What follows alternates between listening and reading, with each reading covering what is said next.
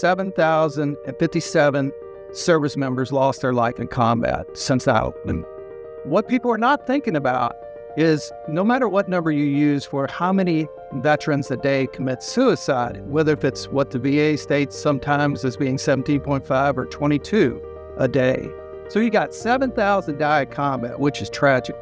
But now you've got well over 100,000 have committed suicide. There is a problem in this country.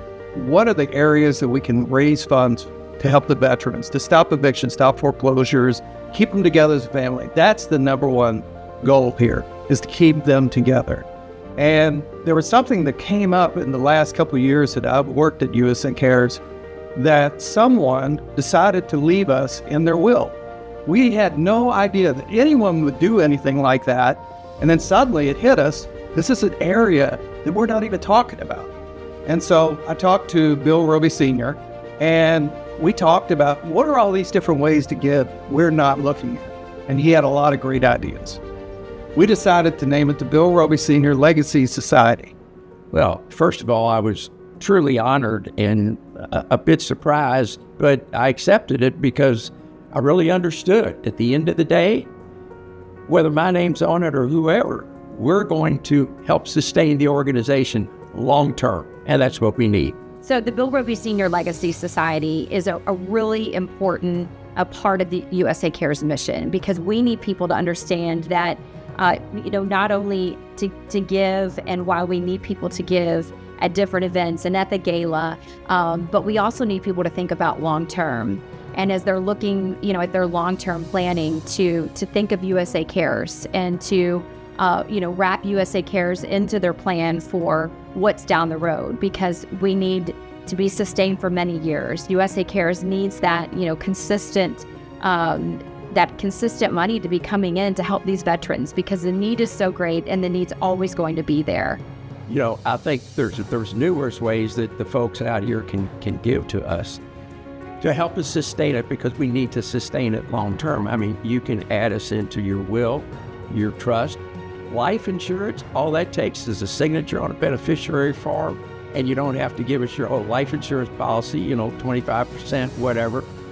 Real estate, that's pretty simple to transfer over to USA Cares.